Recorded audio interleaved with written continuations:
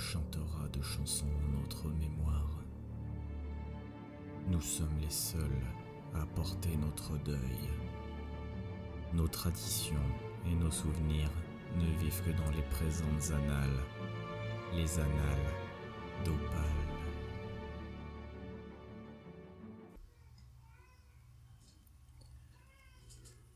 Bonjour et bienvenue au Coin du Feu pour ce nouvel épisode des Annales d'Opale, donc le 4e épisode, et je suis toujours en compagnie d'Ethno.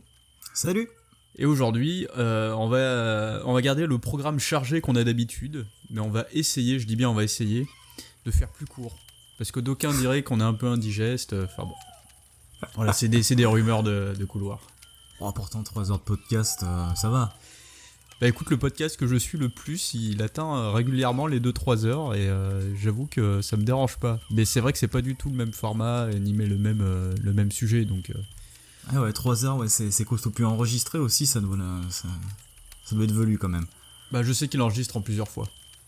Ah ouais, d'accord. C'est okay. C'est quoi, par curiosité, comme Inoxydable, l'ancien Metal Blabla. D'accord. Et du coup, ça blablate beaucoup. Ouais, je me doute bien, ouais. Et là, il a une nouvelle formule où en plus il y a des intervenants, donc ça, comment dire, t'as vraiment des rubriques très définies dans l'épisode et tu manges pas ça en une seule fois, quoi, tu découpes. D'accord. Mais bon, nous, c'est pas notre créneau. Pas du tout. On va essayer de faire sous l'heure, hein. C'est pas mal. Ouais, parce qu'on voulait quelque chose de digérable en moins de 2 semaines. Voilà, et d'ailleurs, toujours à peu près, on a mordu un petit peu. Il y a un petit coup de canif là dans le... Mais bon, c'est pas de notre faute, c'est la faute du 14 juillet. Ouais, c'est vrai qu'il y a un petit décalage, voilà. Mais c'est un décalage compréhensible. Voilà, ouais, parce que du coup, on enregistre à la date où normalement on doit publier. Bah ça tombe bien parce que j'ai du temps, donc je pense qu'il sera publié d'ici demain sans problème. Nickel, parfait. Les petites mains vont s'affairer. Bon, bah après cette introduction déjà trop longue, voilà, si on va être en dessous de l'heure. 3 heures plus tard, bon, bah allez, on attaque. Hein. Je vous propose qu'on passe aux news directement. Mm-hmm. Je vais garder la parole puisque je suis Monsieur News. Oui, exactement, ouais, on a chacun des rôles attitrés, c'est bien ça aussi. C'est vrai que c'est pas forcément voulu, donc peut-être que ça évoluera, mais pour le moment, ça fonctionne comme ça. Ouais, c'est pas mal, j'aime bien ce fonctionnement. Ouais. Alors, je vais vous parlais d'une renaissance d'un autre magazine de fantasy, comme j'avais parlé de Metal Hurlant l'avant-dernière fois, et même l'avant-avant-dernière fois. Donc là, il s'agit de Fantasy Magazine. C'est un magazine américain qui publie des textes de fantasy, aussi incroyable que ça puisse paraître avec un nom pareil. J'avais pas deviné. Ouais, moi au début je pensais que c'était un truc sur les bijoux fantasy, sur tu vois comment mettre de la folie dans ton quotidien, ce genre de choses. Ouais, bien sûr, ouais, avec les espèces de petites pattes Fibo, c'est ça, ouais. Exactement. Mais en fait, comme j'ai trouvé l'info que sur des sites et des relais qui parlaient de science-fiction, de littérature de l'imaginaire et de littérature, j'ai dit tiens, peut-être que j'étais pas sur la bonne voie. Alors quoi qu'il en soit, ce magazine, donc Fantasy Magazine, va renaître de ses cendres le 1er novembre 2020. Donc c'est pour bientôt. C'est encore plus proche que pour Metal Hurlant. Alors je vais vous faire un petit historique quand même de la publication. Donc il a existé en fait en version papier depuis sa création en 2005 jusqu'à sa conversion en numérique en 2007. Donc il y a eu plusieurs changements d'éditeur. Le magazine a fusionné avec Lightspeed, donc une autre publication affiliée à Fantasy Magazine. Donc cette fusion a eu lieu en 2012. En fait c'est des magazines qui sont à peu près du même format, avec des gens qui travaillent dans les deux, et finalement je pense que pour des questions de moyens c'était plus efficace. Ouais. Voilà, c'est ça. D'accord. Mais même avec cette fusion, la publication a dû être mise en pause pendant une durée indéterminée. Il y a néanmoins eu la parution de 3 numéros entre 2014 et 2016, donc c'était on va dire des numéros spéciaux. Alors pour la nouvelle mouture de 2020, on aura le droit à un périodique mensuel, donc publié le premier vendredi du mois sur leur site internet, donc ce sera en numérique, et disponible aussi en e-book. Donc ça c'est plutôt cool je trouve, parce que moi j'ai pas mal de mal à lire des choses un peu longues sur le net, mais en e-book, y a pas ce problème de l'écran bleu, enfin bon. Voilà, oui, c'est fait pour. Oui, toi je sais que t'es assez consommateur pour ce qui est roman. Oui, carrément. Par contre, c'est vrai que le format un peu plus magazine, du coup, j'ai jamais essayé pour l'instant, donc à voir. Ouais, bah pareil, je suis assez curieux. Oui, j'ai précisé que c'est américain, hein, donc ce sera tout en anglais. Hein. Ah merde. Bon bah voilà. Perdu. Perdu, Bah, après, dommage. faut voir ce que ça requiert comme niveau d'anglais, tu vois. C'est pas... Ouais, c'est sûr, ouais. Donc le magazine sera dirigé par Harley Sorg, Christy Yant et John Joseph Adam. Donc ce dernier dirigeait déjà le magazine en 2011. Donc voilà, c'est pas tout à fait une nouvelle équipe. Donc le magazine proposera tout type de récits liés de près ou de loin à la fantasy, dont l'objectif est de parler de la condition humaine. Petit rappel sur le dernier épisode, je vous laisse aller voir. Pas mal. Il y a comme un objectif commun avec Metal Hurlant, encore une fois. Mais bon, j'y reviendrai à la fin de la news. Ok. Donc le magazine sera composé de 2 nouvelles, de 2 textes plus courts, ce qu'ils appellent en anglais des flash fiction. Moi je pensais que la nouvelle était le format le plus court, mais en fait non, il y a encore plus court. Ah bah je l'apprends aussi, tu vois. Je vois pas trop à quoi ça peut ressembler, à part un truc de 5 pages, mais en même temps, je sais pas si t'as vraiment eu le temps de développer une idée, enfin à voir. Bah oui, je pense que si ça existe, enfin si ils sont arrivés à développer des trucs comme ça, c'est qu'il doit y avoir un intérêt, je pense. Je suppose. Et on aura aussi le droit à une interview et de la poésie, ce qui est pas forcément évident quand on parle de littérature de l'imaginaire, alors que c'est une forme littéraire comme une autre finalement. Enfin comme une autre, qui a ses spécificités, mais pourquoi faire que du roman, que de la nouvelle Et c'est vrai qu'il n'y a pas forcément beaucoup de théâtre ou de poésie en fantasy. À part, je sais pas, Clark Ashton Smith au hasard. Au hasard, ouais. J'en parlerai aussi moi dans ma chronique. Mais finalement, il y en a peut-être plus que ce qu'on peut penser. Alors après, moi personnellement, c'est pas trop ma came, mais bon. C'est pas comme la poésie, par exemple, de la littérature française où on dit Apollinaire, Baudelaire, etc. Tu vois, oui. Tout de suite, ça fait tilt. Si je te demande de me citer un poète dans les littératures de l'imaginaire. Ah bah, c'est une très bonne question, ça. Qu'est-ce qu'on en sait ? Voilà. Alors que chez Tolkien, par exemple, on a déjà de la poésie. Oui, déjà un peu plus, ouais, c'est sûr. Alors, je continue. Le magazine propose également sur son site internet des podcasts et des interviews et des poèmes. Donc, vous pouvez aller sur le site. Hein, il a jamais cessé de fonctionner, lui, d'après ce que j'ai compris. Et il y a beaucoup de ressources, de textes. C'est plutôt enrichissant. Il y a même des bios des personnes qui ont travaillé ou qui vont travailler sur le magazine. Donc, voilà, ça permet de rassurer un peu sur le sérieux du périodique. Enfin voilà, moi j'ai trouvé que c'était plutôt bien foutu.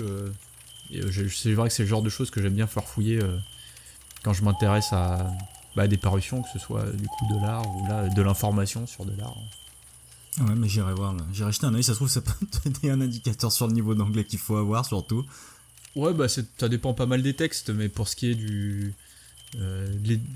la ligne éditoriale et tout, c'est assez simple quand même. Grâce au site internet, on a aussi accès à Lightspeed Magazine, donc qui est plutôt tourné science-fiction, et Nightmare Magazine, qui est plutôt orienté fantastique. Sachant que là, c'est que Fantasy Magazine qui, a priori, va connaître de nouvelles publications vraiment régulières. Ouais, d'accord, ok. Voilà. Donc on n'aura pas de SF ou de fantastique. Dans un premier temps, je pense. Après, ils n'ont pas communiqué sur une suite potentielle si ça fonctionne, mais la logique voudrait que... Donc la soumission des manuscrits se fera les premières semaines de chaque mois. Donc là, s'il y a des gens qui ont le niveau suffisant en anglais pour écrire en anglais et du coup proposer des publications, c'est ouvert. La prochaine soumission pour les manuscrits est le 1er août 2020. Donc là, vous avez un peu de temps. Les textes doivent faire entre 1500 et 7500 mots en anglais, évidemment, pour les nouvelles. Et il est également possible de proposer des textes plus courts, du coup les flash fiction, ne dépassant pas les 1500 mots. Punaise. Et bien sûr, vous pouvez proposer des poèmes. C'est vraiment court, hein, 1500 mots. Hein. C'est très très court. Ouais. Mais 1500 mots, c'est quoi ? C'est 15 pages ? D'accord, ok, ouais. Un truc comme ça. C'est pas énorme, hein. Punaise, quand tu vois que... Enfin, moi, parce que personnellement, j'écris mes crocs, tu sais comment je fonctionne avec le temps. On va dire entre 5 et 700 mots, ça représente 2 pages peut-être, un truc comme ça, donc 1500 mots, c'est vraiment vite fait. Hein. C'est vrai que moi, le peu que j'écris en nouvelles, quand j'arrive au bout de 50 pages, je me dis, tiens, peut-être falloir commencer à couper dedans, sinon je vais jamais avoir le goût. Bah, au final, t'écris un bouquin, quoi. Ouais, mais c'est souvent la matière est pas suffisante, vaut mieux élaguer que d'écrire des trucs, des longueurs, quoi. Mais bon, ça à chacun à juger c'est la qualité de son écriture. Et voilà, j'avais relevé cette news parce que justement en lien avec la renaissance de Métal Hurlant, j'ai l'impression que on est vraiment sur, c'est pas nouveau, mais sur une pente ascendante pour ce qui est de la fantasy, au moins dans le monde anglo-saxon. Là où en France, bon, la fantasy également fonctionne bien, de toute façon on va le voir dans ma chronique suivante, mais j'ai l'impression que la science-fiction est encore un cran au-dessus en France dans son aspect un peu plus sérieux, on va dire. Enfin voilà, la vision extérieure que peut donner la science-fiction. Alors que pour le coup, que ce soit un magazine américain qui préfère d'abord relancer son magazine fantasy plutôt que SF par exemple, ça me paraît un peu plus logique. Et j'ai l'impression que la science-fiction est beaucoup plus liée aux séries et au cinéma finalement. En ce moment, énormément, oui. Là où la littérature va quand même beaucoup plus se fixer sur la fantasy. En tout cas en France, hein, pour ce qui est des Américains, j'ai l'impression que c'est un peu kiff-kiff SF. Ils ont toujours fantasy, été gros producteurs de SF, les Américains. Après, nous, c'est vrai que à première vue, il y a énormément de fantasy, mais il y a quand même pas mal de... Tu sais, quand tu farfouilles un petit peu dans les rayons, dans les machins comme ça, tu vois qu'il y a quand même beaucoup de parutions, alors qui vont peut-être passer à la trappe ou pas, hein, ou qui vont bien marcher. Et j'ai l'impression que chez nous, il y a que les gros auteurs qui marchent bien, tu vois ce que je veux dire ? Mais pourtant, il y a beaucoup de bouquins qui sortent. Ouais, il y a trop de livres qui sortent, hein, ça c'est un problème, mais dans le monde du livre en général, hein, ça crée beaucoup de soucis. Notamment du point de vue de la rémunération. Ouais. Que ce soit pour les auteurs, les maisons d'édition, et puis tous les dégâts collatéraux que ça cause quand vous avez des stocks, il faut bien en faire quelque chose. Ouais, exactement. Ouais. En plus de la perte qui est liée à la non-vente du stock. Mais moi je trouve ça plutôt une bonne chose qu'on ait à nouveau des magazines qui permettent à des auteurs moins connus de publier. Comme tu disais, souvent faut déjà avoir eu un certain succès pour pouvoir être sûr de faire des ventes. De vendre, ouais, exactement. Enfin, c'est l'impression que j'en ai. Il faut être coopté par les bonnes personnes aussi. Ouais. Donc ça peut permettre de faire le tri ou mettre en avant des auteurs, de jeunes auteurs. Enfin jeunes, tu peux avoir 80 ans et te lancer dans l'écriture de nouvelles fantastiques, hein, c'est pas le problème. Mais... Et tu seras un jeune auteur, ouais. Et tu seras quand même un jeune auteur, ouais. C'est vrai, c'est beau quand même. Attends, je lisais la bio de je sais plus quel auteur un peu connu, français. Et sa carrière d'écrivain avait commencé à 35 ans par exemple. Bon, ce qui n'est pas fondamentalement vieux, mais qui n'est pas jeune non plus. Souvent on met en avant le fait qu'il avait commencé à écrire à 11 ans. Tu vois, c'est vrai trucs, en plus, comme quoi, si vous avez envie d'écrire, il n'y a pas d'âge. Et de vous sentir jeune surtout. Voilà, c'était pour ma news. Et puis pour relever un peu le fait que j'ai l'impression qu'on est encore dans ce souffle d'une fantaisie un peu plus présente grâce à Internet notamment. Mais j'ai l'impression qu'on s'éloigne de plus en plus du côté confidentiel que la fantaisie a eu il y a pas si longtemps, hein, déjà il y a 10-20 ans. Dans l'histoire d'un genre, c'est pas si long. Hein. Non, c'est sûr que c'est pas un style très très vieux, bien qu'il y aura une émission là-dessus où on verra que ça peut remonter quand même à très loin. Hein, au calme grec. Les sans bases jeu de la mots, fantasy. du coup, ouais. Non, mais ça sera le sujet d'une autre émission. Mais oui, en effet, c'est vrai que ça fait plaisir de voir ce genre de choses. Ouais. Du coup, c'est ok pour ta news, toi ? Ouais, je te laisse. Alors, on va passer aux parutions. Donc, vu qu'on peut pas faire une émission sans prononcer certains mots comme Smith, Lovecraft ou Howard ou des noms comme ça, hein, des petits noms de la littérature, je vais vous parler d'un truc que j'ai vu et je me suis dit tiens, ce serait bien d'en parler parce que ça mélange du coup à la fois le dessin, Lovecraft et la littérature, et c'est les carnets de Lovecraft. Donc c'est une collection qui est sortie chez Brajlon. C'est donc des nouvelles qui sont publiées mais avec des croquis, des dessins qui ont été faits par Armel Gaume. Pour l'instant il y a Dagon et La Cité sans nom qui sont quand même deux nouvelles relativement connues, hein, du monsieur. Et là, une un peu plus, entre gros guillemets, confidentielle, c'est Les rats dans les murs. Ça sort le 12 août. Et ça va bientôt arriver. Et c'est vraiment bien foutu comme bouquin. Vraiment, j'étais assez étonné. Donc on aimerait que ce soit plus épais, qu'il y ait peut-être plus de contenu, tout ça. Parce que bon, finalement, s'ils veulent se taper toutes les nouvelles de Lovecraft, ça va faire un sacré paquet de bouquins dans la bibliothèque. Ouais. Mais si vous pouvez jeter un œil avant, concrètement, j'ai trouvé ça vraiment bien fait. C'est pour ça que j'ai décidé d'en parler dans les parutions. Donc le 12 août, c'est pour bientôt. Est-ce que toi tu possèdes Dagon ou non, moi je suis tombé dessus par hasard la dernière fois en faisant mon petit tour de vieux trentenaire en me promenant, quoi. Tu vois, tu sais, quand je prends l'air le week-end et voilà. Donc je suis tombé là-dessus, je me suis dit que ça serait vraiment cool d'en parler parce que ça vaut quand même assez le détour. Ça fait des jolis bouquins, quoi. Ah, mais tu l'as déjà eu dans les mains, enfin un des. Oui, exactement. Un des deux qui est déjà ouais. paru, t'as déjà pu feuilleter. Voilà, c'est ça. Ok. Ensuite, je vais vous parler des Héritiers d'Higashi. C'est le tome 2 qui va sortir, donc c'est la continuité du tome 1, forcément. C'est sorti, c'est les éditions du Chat Noir. Et est-ce que ça précédera le tome 3 ? Alors, ça se murmure dans les coins de porte, les machins comme ça, que voilà, c'est possible en tout cas. Donc c'est de la fantaisie française. C'est écrit par Clémence Godefroy.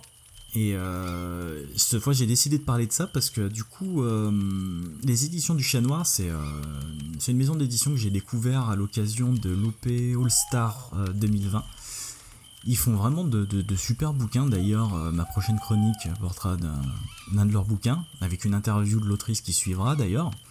C'est pour ça que j'ai décidé de parler d'un de leurs livres. C'est de la fantasy. En plus, moi, le perso, le sujet me parle. Parce que c'est des humains qui sont porteurs d'esprits d'animaux. Et donc de ça, il va y avoir des guerres, des conflits, des complots, des machins, des trucs habituels dans la fantasy. Et ça a l'air vraiment bien. Donc c'est dans ma pile à lire. Peut-être une chronique viendra dans le futur. Et c'est fort possible que dans les prochaines parutions dont je vais parler, il y ait des bouquins de chez eux. Voilà, donc c'est la maison d'édition Le Chat Noir. Ils ont plusieurs collections. Et vraiment du bon boulot en tout cas. Voilà, c'est pour ça que j'ai décidé d'en parler. Et donc, parce que le plus important, excuse-moi, mais ça sort le 3 août. Hein, parce que c'est un peu pour ça qu'on fait ce rubrique aussi. Et c'est dispo sur le site en précommande, sur la boutique en ligne. Ok. C'est physique, voilà. e-book Alors oui, physique et e-book si je me trompe pas. Ça, physique certains, je pense qu'en numérique aussi. Ils sont bien dans le truc là, donc mais ils ont raison, surtout les petites boîtes. Enfin, tu sais, c'est un peu comme pour la musique, hein, faire des beaux objets limités et puis proposer en démat, ça coûte quand même moins cher à produire. Ah, ouais, clairement. Et puis pour celui qui veut justement pas avoir trop, que ça prenne pas trop de place, comme moi par exemple, le numérique c'est vraiment bien. Bah écoute, ouais, ça fait déjà deux belles sorties. Je sais pas si on arrive à influencer les gens avec ces trucs-là, mais en tout cas, moi, je vais toujours jeter un œil. Ou alors quand je passe dans le rayon, je fais tiens, j'en ai entendu parler. Ah mais je savais que ça sortait aussi. Ça.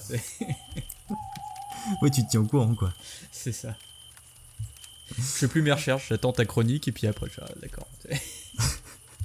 Ouais, puis du coup, j'essaye un petit peu de parler d'autres petites maisons de prod parce que c'est vrai que ceux qui ont de la visibilité, c'est bien. Il y a toujours des grosses sorties qu'on attend. Mais je trouve ça intéressant de parler aussi des boîtes un tout petit peu plus petites qui ont souvent beaucoup de mérite parce que c'est, sans dire que c'est du homemade, comme on me disait tout à l'heure, c'est peut-être un tout petit peu plus compliqué pour eux niveau visibilité, noyé dans toute cette masse. Et c'est bien qu'il y ait des blogueurs, des podcasteurs, des personnes comme ça, je trouve, qui aident à donner un peu de visibilité. D'autant plus que souvent on a des récits... pour ma part en tout cas celui qui va venir dans la chronique de la semaine prochaine, assez originaux. Disons qu'ils sont peut-être un peu moins frileux au niveau des thèmes et de la façon dont c'est abordé que des grosses boîtes qui vont se dire ouais mais bon ça c'est peut-être pas accessible, est-ce que ça rentre dans cette case ou pas, est-ce que c'est publiable, je sais pas trop comment ça fonctionne en tout cas. Forcément ils doivent prendre des chemins différents pour être sûr de fonctionner, ça c'est clair. Exactement, donc ça je trouve ça vraiment cool en tout cas, ça donne des bons résultats des fois. justement, on va passer aux chroniques. Donc moi je vais vous parler donc du Sentiment du fer de Jean-Philippe Jaworski. Donc on parlait de fantasy française et d'auteurs à succès dans le petit monde de la fantasy française. Là on est en plein dedans. Je suppose que tu connais, je crois même que tu l'as lu. Clairement même. Oh bah. Alors moi je l'ai lu et pour te dire c'est même toi qui m'as fait découvrir cet auteur là. J'ai au moins influencé une personne. Tu te souviens peut-être pas mais pour mon anniversaire, ouais exactement, oui bah c'est devenu mon bouquin de chevet, tu m'avais acheté Gagner la guerre pour mon anniversaire. Oui, je me souviens maintenant. Ouais. Et du coup bon, je suis tombé littéralement. Je peux le faire à 2 personnes, donc tu vois. Ouais mais c'est un très bon choix en tout cas. Eh ben écoute, ça tombe bien parce que Le Sentiment du fer, donc un recueil de nouvelles sorti en 2015 chez Helios, est composé de 5 nouvelles qui s'inscrivent dans l'univers des Vieux Royaumes. Donc qui est l'univers que Jean-Philippe Jaworski a créé tout d'abord pour pour son premier recueil de nouvelles qui s'appelait Yana Vera, donc qui était paru chez les Moutons électriques. Et c'était en 2007. Et donc le premier roman qu'il a écrit en 2009, Gagner la guerre, se situe dans le même univers en fait. On suit un personnage, Benvenuto si je me souviens bien. C'est ça, Don Benvenuto. Don Benvenuto, ouais. Qui est un assassin. Bon, je crois qu'il le cache pas trop. Non, on peut l'appeler comme ça, on peut dire ça. Et Gagner la guerre a été un roman qui a été très bien reçu puisqu'il a remporté le prix des Imaginales donc, de 2009 dans la catégorie roman francophone. Rien que ça. Ouais, rien que ça.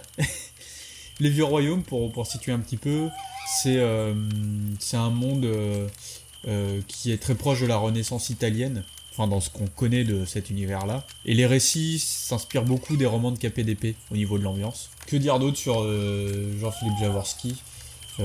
C'est quelqu'un qui était assez actif dans le milieu du jeu de rôle à une certaine période.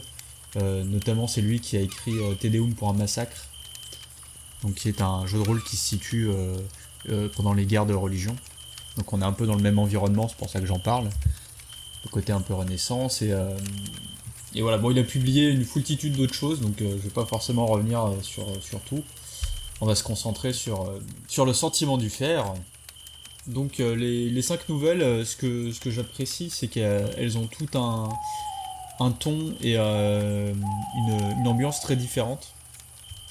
Et il y a une espèce de lien entre elles qui fait que même si on est sur des nouvelles, on sent une sorte de gradation, une continuité, mais vous n'avez pas les mêmes protagonistes, les événements sont différents, mais de ce que j'en ai compris, toutes les nouvelles se passent à peu près pendant la même période, sauf peut-être la 4e, Désolation, sur laquelle je reviendrai plus tard.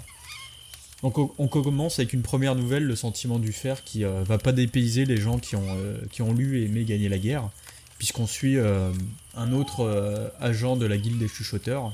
On le suit sur une mission en fait, pendant une période un peu troublée dans la vie de la cité qui est Sudalia. Si on fait avec... je pense que c'est vraiment une consonance latine, donc je partirais plus sur un tchou, tu vois. Et du coup, là, on est vraiment dans le roman, d'aventure peut-être. En tout cas, c'est de l'action. Et on retrouve une grande partie des éléments qui ont fait la force de Gagner la guerre. Avec une écriture qui saute du très familier au très soutenu, mais sans que ça choque. Enfin, on a vraiment quelqu'un qui sait vraiment manier la langue, et je crois qu'il est agrégé de langue moderne. Langue française moderne. Mais c'est ce que j'aime chez lui, moi, hein, personnellement, c'est la gouaille. Ouais, le texte est vraiment très bon, sans être trop empoulé. En fait, on arrive vraiment, avec ce mélange de familier et de soutenu, à avoir quelque chose qui est très, très souple, très fluide. Et fluide, ouais, exactement, c'est ce que j'allais dire, ouais. Et tu sais aussi que je retrouve ça chez une autre autrice que tu m'avais conseillé d'ailleurs, dans un autre style, hein, mais c'est Nio Gray. Ah ouais, Nio Gray, ouais. Nio Gray, ça dépend des ouvrages, mais parfois, ouais, on va avoir ce celui-là, je suis sur Chien du haut, mais je trouve que pareil, c'est un roman, vraiment, ça a de la gouaille dans le parler. J'étais un petit peu scotché, j'avoue. J'adore ce genre de roman-là. Puis Chien du haut, c'est un de mes romans préférés en plus, alors. Ça me fait plaisir d'entendre ça. Très très bien écrit en tout cas. Donc ça c'est pour le sentiment du faire. Ce qu'on pourrait reprocher du coup à cette nouvelle, c'est de pas sortir des habitudes de Jaworski. Concrètement, vous avez le condensé d'une aventure de quelques pages que vous retrouveriez dans Gagner la guerre par exemple. Moi j'aime bien, donc j'avoue que ça m'a pas rebuté. Au contraire, c'est une bonne entrée en matière. Ça fait une petite passerelle entre les ouvrages pour pas être trop perdu. Puisque la suivante, l'elfe et les égorgeurs, est beaucoup plus étrange. On est presque dans la comptine. Alors pas forcément parce que c'est joyeux et guilleret mais au contraire parce c'est que assez. de mémoire, elle est pas très guillerette celle-là. Elle est pas très guillerette, non. Mais il y a ce côté un peu énigme et avec une fin assez malicieuse. On suit en fait un elfe qui chemine à travers les vieux royaumes et qui se retrouve confronté à des brigands qui sont qui se retrouvent sur les arrières des armées. Tu sais, ils combattent plus ou moins pour un camp, mais en fait ils utilisent ça comme prétexte pour dépouiller un peu sur le passage des armées ce qui reste. Ils font leur beurre, quoi. Voilà, c'est ça. Et donc forcément la confrontation va être menée de manière un peu étrange. Donc, j'en dis pas plus parce que ce serait dévoiler en fait tout le sel de la nouvelle. Mais celle-là, elle est vraiment super. Elle sort à la fois de ce que vous attendriez d'une nouvelle typée fantasy et de ce qu'a fait Jaworski jusque-là. Mais bon, ça garde quand même son style. Hein.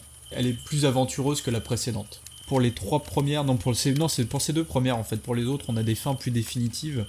Là, pour ces 2-là, on a des fins un peu plus ouvertes. Souvent en fantasy, la nouvelle, la fin, elle est assez brute.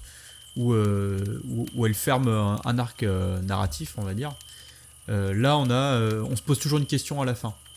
Donc, qui est un peu le propre de la nouvelle à la base.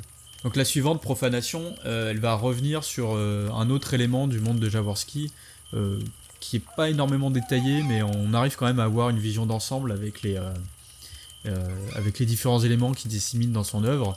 En fait, on suit un personnage, comment on appelle ça, un chiffonnier. Donc c'est pareil, c'est un personnage qui suit les armées, récupère tout ce qu'il peut sur les champs de bataille. Et là, il se retrouve confronté à un tribunal parce qu'il aurait allégé la bourse et la vie de certains blessés, ce qui est formellement interdit. Et il se retrouve dans un tribunal tenu par le clergé du desséché. Donc c'est une espèce de culte morbide. Enfin, même avec un nom comme ça, oui, concrètement, on peut pas se tromper. Ouais, on s'attend pas à des petites pâquerettes. Voilà, c'est ça, exactement. Et à l'amour pour chacun. Voilà. Non, c'est vraiment un culte tourné vers la mort. Et qui est en fait un soutien d'une des 2 factions qui se font la guerre en trame de fond en fait de l'ensemble des nouvelles. C'est ça qui est assez intéressant. Et d'ailleurs cette nouvelle Profanation va avoir un écho dans la 3e hypostase qui est la 5e la 5e nouvelle. Je reviendrai sur la 4e après. Où là on est un peu dans l'esprit Tolkien avec une cité qui fait le lien entre le monde des hommes et le monde des elfes, avec un personnage humain qui a été initié au secret elfique. Parce que comme chez Tolkien, ce sont des créatures assez anciennes, très sages, mais avec un côté un peu plus espiègle, comme on peut le comprendre dans l'elfe et les égorgeurs. Donc je trouve l'ordre a été bien choisi des nouvelles, parce que on peut comprendre un peu la psyché des elfes dans la 2e nouvelle, et puis c'est un peu détruit par une autre vision dans la 5e. Enfin, ça apporte une espèce de balance qui fait qu'on n'est pas non plus à Foncombe, chez Galadriel, en Lothlórien, etc. Enfin voilà, on a quand même des éléments habituels, mais on n'est pas sur un copier-coller de ce qu'a fait Tolkien.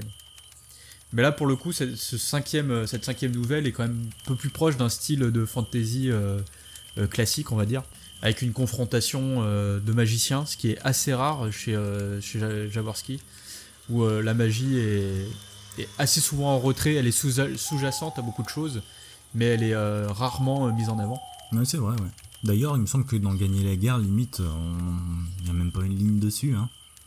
Si, ah bah si, il y a des bonnes lignes à la fin. Ah, tu vois. Il faut que tu relises ça. Ah bah ouais. Et oui, en tout cas, c'est un aspect très à la marge en fait des vieux royaumes. Et quand la magie apparaît, c'est rarement pour des choses simples et passées sous silence. C'est des choses assez importantes. Ouais, bah ouais, tu vois, regarde, en même temps, il est tellement épais ce truc. C'est un beau pavé. Hein. Ah ouais, clairement. Ouais. Je sais que ce que je m'étais fait comme réflexion, j'avais trouvé vraiment un côté fantasy à ce roman, vraiment limite aux trois quarts du roman. Tout le reste, ça avait été vraiment une aventure et tout ça, mais c'était Chudalia, tout ça, le personnage. Ça pouvait se lire comme tu lis un roman, peut-être pas historique, mais un roman d'aventure en fait. Et à un moment, c'est vrai que il atterrit dans une ville, et là, à partir de ce moment-là, je me suis dit, tiens, là, ça fait vraiment fantasy, alors que c'était un sentiment que j'avais pas spécialement eu avant, en fait. Oui, c'est vrai que ça pourrait se passer dans un univers historique de notre monde. Ah ouais, c'est vrai. La 4e nouvelle va faut que je relise ça, quoi. Être un peu plus dans cet aspect de fantasy. Ouais. C'est Désolation, et on suit un cortège de nains. Au début, on sait pas trop pourquoi est-ce qu'ils marchent et où ils vont. Et en fait, ils viennent prêter main forte à une cité naine qui aurait été envahie par des gobelins, tu vois, pour faire original. Ouais, clairement. Là, pour le coup, on est vraiment...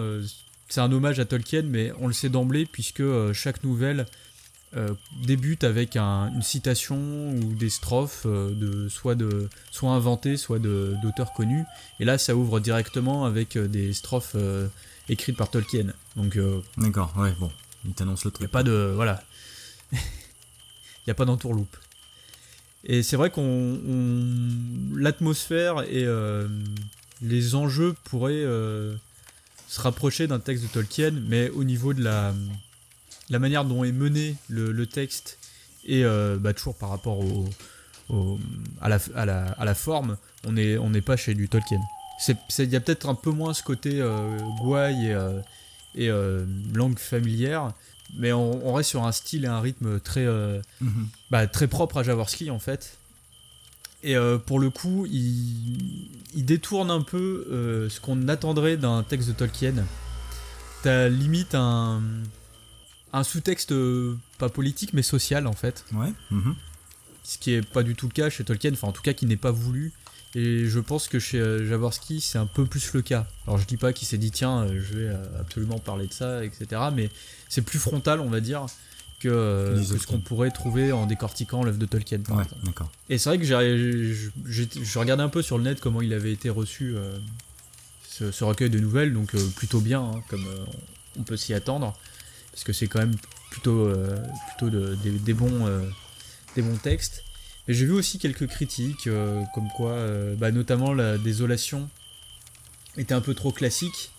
Mais je pense que c'est quelqu'un qui n'a pas lu assez en détail, dans le sens où, oui, c'est classique, mais en fait, les quelques éléments qui diffèrent ont toute leur importance. Et finalement, ce texte qui pourrait passer pour un pastiche, c'est beaucoup moins une redite que des romans ou des sagas entières qui prennent Tolkien comme inspiration. Ouais. Là, je trouve que c'est fait intelligemment. Pas du copier-coller. Puis je pense pas que ce soit le genre à faire ça. Disons que lui, il arrive avec un style en plus, donc concrètement, tu peux pas effacer ça. C'est difficile. Ouais, mais voilà, ce que je veux dire, c'est qu'il est vraiment allé au-delà en fait. C'est un hommage, mais dans son style. D'accord. Puis pour le reste, comme j'ai dit, le sentiment du faire, il peut effectivement paraître un peu en trop vis-à-vis de ce qu'il a déjà écrit. Enfin, on pourrait remplacer le personnage principal par celui de gagner la guerre, et voilà quoi. C'est vraiment un peu dans le même esprit. Est-ce qu'il n'a pas inspiré le truc, parce qu'après, excuse-moi de te couper, mais c'est des trucs qui ont été écrits avant, ça ? Non, après, en 2015, bien après. Enfin, c'est paru en 2015, mais ça a été écrit après. Est-ce que c'est pas des textes qu'il avait dans le tiroir et qu'il a sorti peut-être après ou quoi que ce soit, non ? Non, ça m'a l'air plus vieux. Attends, je peux jeter un coup d'œil, mais de ce dont je me souviens, c'est assez récent. Et il suffit qu'il écrit un truc qui est inspiré après pour gagner la guerre, par exemple, ou quoi que ce soit... Enfin bon, je m'étais c'est une posé hypothèse, la question, hein. j'étais allé voir, et je crois pas que c'est existé Ok. avant, hein. Bon, alors ça se trouve, ça a été l'inverse. Il s'est inspiré de gagner la guerre pour écrire celle-là. L'elfe et les égorgeurs est peut-être la plus inhabituelle. Profanation, et j'aime beaucoup en fait comment la nouvelle est menée, mais on peut avoir une impression aussi de tourner en rond. Donc là, ça va dépendre un peu de la sensibilité de chacun. Et la troisième hypostase, c'est peut-être celle que j'aime le moins finalement, même si elle est vraiment pas mal. Et elle m'a beaucoup fait penser aussi au texte d'Ursula Le Guin. C'est quoi? C'est les Chroniques de Terre-Mère? Oui. C'est ça, hein, le titre général des nouvelles. Ouais, c'est ça, ouais. On est un peu dans cette ambiance-là aussi. Voilà, avec une magie très symbolique. Je trouve plutôt intéressante. C'est pas les contes de Les Terre-Mère contes, ouais, plutôt c'est ça, c'est les contes de Terre-Mère. C'est ce qui me semble. Donc un des contes et un de mes romans favoris aussi. J'en parlerai un jour. Ah d'accord, ok, ça me fait. Quand De toute façon, je crois que le but c'est de parler de nos auteurs favoris dans cette émission, de toute façon. Ouais, bah là pour les chroniques, je fais un peu avec ce que je lis et relis aussi, donc c'est pas forcément ce que j'apprécie le plus, mais là ça tombe bien. Jaworski, voilà, exactement, ouais. Je peux en parler, ça me dérange pas. Bah écoute, ce sera tout pour moi, j'ai essayé de faire vite, j'espère que ce sera quand même assez constructif. Bah ouais, moi j'ai trouvé ça très intéressant en tout cas. Ah, surtout que tu l'as lu toi, Le Sentiment du Fer. Ouais, mais pareil, hein, moi j'ai une mémoire de poisson rouge, donc c'est vrai que je suis obligé de relire et de relire à chaque fois. Mais oui, c'est en tout cas Le Sentiment du Fer et rappelle-moi le titre de la deuxième. L'Elfe et les Égorgeurs. Ouais, voilà, c'est ça.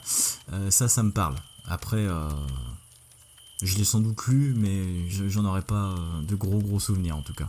Donc c'est tout bon pour toi? Du coup, je t'en prie, c'est à ton tour. Ok. Et bah moi je vais faire dans le classique, hein, parce que je vais vous parler de Kull, le roi Atland. Ah, je l'attendais celle-là. Ah bah, forcément, à la base je pensais pas le chroniquer, mais au final, non, c'était une bonne petite surprise. Et bon, clairement, je savais pas trop par où commencer parce que c'est comment pas faire ce qui a déjà été fait sur Robert Irving Howard, du coup, sans avoir à dire des choses qui ont déjà été dites. C'est extrêmement compliqué. Je me suis demandé si j'allais commencer par une bio, sachant qu'on le fera sûrement dans un épisode spécial sur lui, je sais pas. En fait, j'avais un peu ton syndrome, c'est-à-dire que j'avais peur d'avoir rien à dire sur mon bouquin. À part que des fois tu te retrouves à parler des bouquins pendant une demi-heure et je me suis dit bon, ça se trouve ça va me faire pareil, tu vois. Je me suis dit, tu sais, les jeunes disent Osef, et bah voilà, c'était un petit peu ça, je me suis dit on verra bien. Ah tiens, on disait ça déjà quand j'étais au lycée, Osef, c'est pas si vieux. Dis donc, et pourtant on a beaucoup de différences, hein. C'est moi je suis trop vieux en fait. Donc je vais commencer par parler du bouquin, vraiment à proprement parler. Et donc c'est un livre qui vient de sortir il y a peu de temps. C'est sorti chez Brajlon et c'est sorti dans la collection, un truc qu'ils ont fait qui est vraiment cool, c'est-à-dire la collection 10 ans, 10 romans et 10 €. Donc le principe, il est simple, hein, puisque tous les étés, ils proposent donc 10 romans ou intégrales qui sont sortis il y a 10 ans. Donc pour 10 €, et c'est une excellente initiative. Surtout que cette présente édition, ça permet vraiment de dépoussiérer ce personnage de Kull qui est souvent resté dans l'ombre de son grand frère, et en plus qui est accessoirement son descendant, hein, en plus, qui est Conan. C'est vrai qu'on entend beaucoup parler de Conan, mais il y a lui aussi. Et donc cette édition, elle présente donc l'intégrale des nouvelles en grand format, avec une couverture qui claque pas mal, et surtout, le point fort du truc, c'est qu'elle est illustrée par un certain Justin Sweet, et surtout elle a été conçue et dirigée par Patrice Louinet, qui est un spécialiste français de Howard et de toute son œuvre. Donc cette édition, elle comprend donc les intégrales des nouvelles, des versions de travail de certains textes, des textes inachevés, des fragments d'Amra, et surtout une postface de Louinet lui-même, qui éclaire beaucoup sur l'univers complexe qui est celui de Kull en fait et de Conan, et qui s'intitule Une genèse atlante. Pour ce qui est des versions de travail, je pense que ça s'adresse surtout à ceux qui sont curieux de connaître le processus créatif d'Howard et qui veulent vraiment voir l'évolution donc des textes, parce qu'il y a quand même de grosses différences. Et ce qui est marrant de constater, c'est que, pour la petite histoire, le personnage de Thulsa Doom, il devait être initialement il devait pas initialement apparaître dans une nouvelle, donc le chat et le crâne, dont il est l'antagoniste. Mais dans la version de travail, son nom il est même pas cité, Et Louinet nous explique en fait que pendant sa rédaction, ça lui est venu, et donc du coup, il a incorporé ce personnage dans la nouvelle. Et pour ceux qui connaissent pas, Tolsadoum, c'est l'un des personnages de la série des Conan en fait. Et l'antagoniste principal du film de comment il s'appelle ? De Milius. Ouais, voilà, c'est ça. Merci beaucoup. Donc les Fragants d'Amra, eux, sont intéressants parce qu'ils présentent un nouveau personnage, du coup. Un personnage préhistorique, donc c'est assez amusant à lire. Et par contre, ça se présente sous forme de poème. Alors moi, perso, je suis aussi sensible à la poésie qu'au charme d'une sexagénaire moustachu qui fait du limbo en mini-jupe. Je les ai lus. Autant dire que c'est irrésistible. Ouais, on peut dire ça comme ça. J'ai honte, hein, mais je les ai lus histoire de dire que je les ai lus parce que... Non, plus sérieusement, moi la poésie, tu en parlais tout à l'heure, et concrètement, c'est pas du tout ma tasse de thé. J'y suis vraiment pas sensible. D'accord ? Par contre, si t'es sexagénaire et que tu fais du limbo, pourquoi pas ? Donc, pour la présentation du bouquin, c'est ça. Ça fait 430 pages, et ça fait joli dans la bibliothèque. Pour le contenu. C'est très important. Ça, c'est super important. Donc, le recueil contient les 10 nouvelles qui mettent en scène Kull. Il y a un poème qui s'intitule Le roi et le chêne, et une dernière nouvelle qui s'appelle Les rois de la nuit, où Kull fait juste office de personnage secondaire. C'est une nouvelle assez déroutante, parce qu'elle dénote quand même vachement avec le reste des textes, parce que l'action va se passer à l'époque romaine. La coupure a été un petit peu dure pour moi perso, parce que l'époque romaine concrètement c'est pas ce que je préfère, on va dire, c'est pas ma grande passion.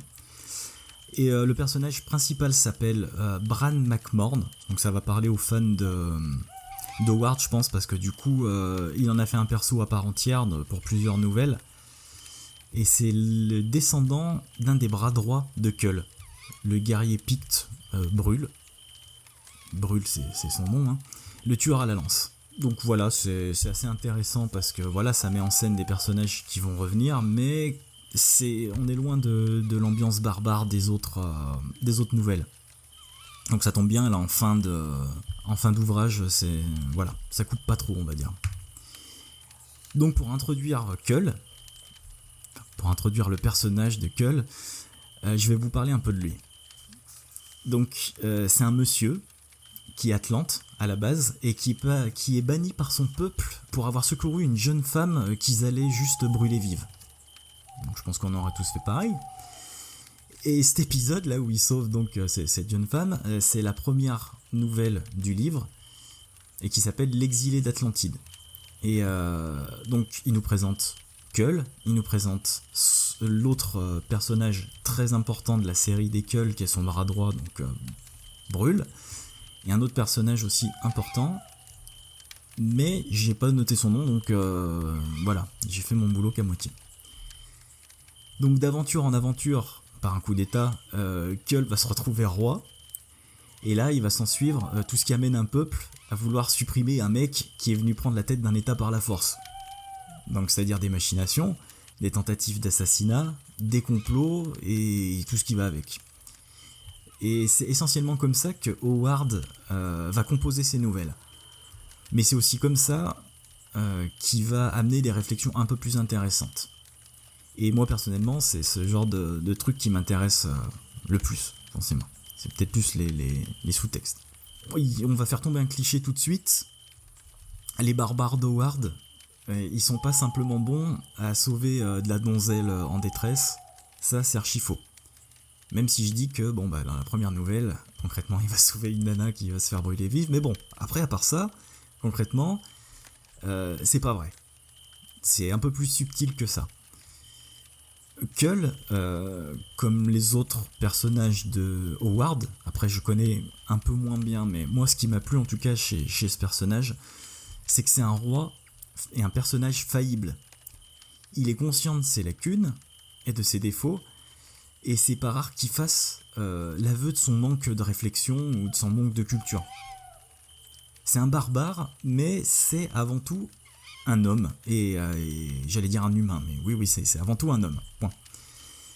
Bon, après, c'est un personnage quand même assez impulsif, et qui aime bien se jeter la tête la première dans les pires dangers, comme dans la nouvelle Le crâne hurlant du silence, où Cultulos lui dit « Kull, réfléchis, si tu brises ce sceau, tu risques de lâcher sur le monde un monstre à la puissance et à la fureur tel qu'aucun homme ne pourra rien contre lui. Kull, ne supportant pas les restrictions, l'écarta d'un geste. » Voilà, c'est tout dit. C'est-à-dire que le mec lui dit « Fais gaffe mec, tu vas quand même libérer un machin, ça risque de faire mal à l'humanité. » Et lui, qu'est-ce qu'il fait ? Il pousse-toi de là, j'y vais. Donc, bon, il est faillible, encore une fois, mais des fois, il est un peu con. Mais au-delà de ça, c'est un roi qui est à l'écoute de ce qu'on lui dit, de ses sujets, de ses proches, et parfois, il joue même un peu les entremetteurs, donc ça, c'est assez fun, parce que Kull essaye d'arranger des coups. Et ça, c'est quand même... C'est quand même assez cool ça, parce que sur plusieurs nouvelles, on va suivre l'histoire d'une jeune femme qui veut épouser un homme, et dont l'union est impossible forcément, et ça constitue une sorte de fil rouge sur plusieurs textes, et donc ça se finit en apothéose, dans une super nouvelle qui s'appelle Les épées du royaume pourpre. Et j'avoue que ça m'a fait sourire d'imaginer Kull en agent matrimonial, genre l'agent matrimonial près de chez vous, tu sais, avec un gros barbare sur l'affiche. C'était assez fun, mais il est sympa quand même. Donc après, heureusement... Après, ça fait partie du boulot du roi, hein, de gérer les affaires matrimoniales de son peuple. Il le fait bien en tout cas. Surtout dans la noblesse. Ouais. À sa manière, c'est ça. Mais je veux pas spoil, mais il y arrive quand même, il est fort. Donc après, il y a des, heureusement d'ailleurs, des nouvelles beaucoup plus sérieuses et métaphysiques, comme Le miroir de Tuzuntun, et son approche très introspective. Elle est un peu spéciale, faut le dire comme nouvelle. En fait, il se retrouve face à un miroir, mais c'est un effet très introspectif du coup. Et c'est un moyen utilisé, ça, le miroir, en cinéma, dans beaucoup de trucs comme ça, et ça marche bien. Et pour ma part, en tout cas, la nouvelle la plus réussie et qui m'a donné limite des frissons, c'est Par cette hache je règne, où ça finit vraiment... c'est un final très brutal, barbare, et on sent que Kull, qui a souvent été, qu'on sent souvent aliéné aux lois qui régissent le pays en fait où il est arrivé et qu'il n'a pas vraiment changé depuis qu'il est passé roi, et lui ça lui fait littéralement péter une durite, et là le personnage explose vraiment, et c'est ce qu'on aura peut-être attendu aussi du personnage de Kull, c'est-à-dire qu'il est souvent en retenue. Et ce côté barbare, il est là parce que il aime la frite, hein. Concrètement, le mec, quand il faut aller à la castagne, il y va. Ah, ce genre de frites. Je pensais que tu parlais de... Pardon. Après, peut-être que aussi, hein, on sait pas. Mais quoi qu'il en soit... C'est un gros fan de patates. Voilà, gros fan de patates. D'ailleurs, oui, je crois qu'il a des champs de patates à perte de vue en dehors de son domaine, et il en parle souvent. Mais quoi qu'il en soit, c'est vrai que c'est un personnage qui est souvent sur la retenue, donc est-ce que Howard osait pas trop lâcher la bride à ce perso là, et qu'il a laissé faire Conan peut-être un peu plus, je sais pas, parce que finalement je connais que très peu Conan, je suis loin d'avoir tout lu. Mais ce qui est intéressant de voir, c'est que dans cette nouvelle là, Kull se libère, dégage cette colère qu'il devrait avoir, qu'il a en lui en fait. Et après, ce qui est marrant de se demander, et ce que Louis Ness suppose dans sa postface, c'est est-ce que Kull va pas devenir le tyran qu'il aurait dû devenir en prenant le pouvoir, et tout ça. C'est une question très intéressante, mais malheureusement on n'a pas la réponse, puisque du coup c'est, je crois, l'avant-dernière nouvelle, et après ça s'arrête, et vu qu'il a pas donné suite à ce personnage, finalement on ne saura jamais. Et c'est pas dans le film que tu vas trouver la réponse. Pas vraiment, parce que du coup, après notre discussion de la dernière fois, je suis allé voir la bande-annonce, et je maintiens... Tu ne verras pas le film. Je ne le verrai pas, non, pas du tout. Je préfère aller voir Sharknado versus Terracuda. c'est plus intéressant. C'est vrai qu'il y a des éléments que tu as cités qui sont dans le film, en fait, c'est certainement les meilleurs moments du film. C'est pas rien de détruire la tablette des lois du pays que tu vas gouverner. C'est comme c'est dire que tu fais ça. table rase des traditions, et en général, le peuple, il aime pas trop ça, quoi. Je pense que c'est difficile d'être un monarque respecté et avec un règne assez long si tu t'amuses à détruire ce sur quoi le pays reposait depuis des siècles, quoi. Ouais, exactement. Ouais. Et donc ça, c'est dans le film, alors? Ouais, mais bon, c'est pas... Il n'y a pas tous les antécédents qu'on a sur Kull, etc. Donc ça n'a pas la même force. D'accord, ouais. Bah parce que là, c'est assez prenant quand même, hein. Je t'avoue que...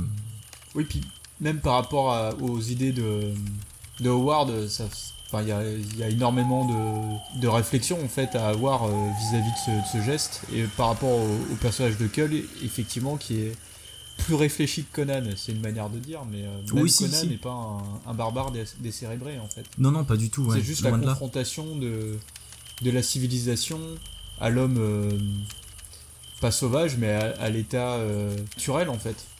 Mm-hmm. Là où Kull est déjà un personnage avec un background plus important, moins nébuleux que Conan. Tu vois, on sait à peu près d'où il vient.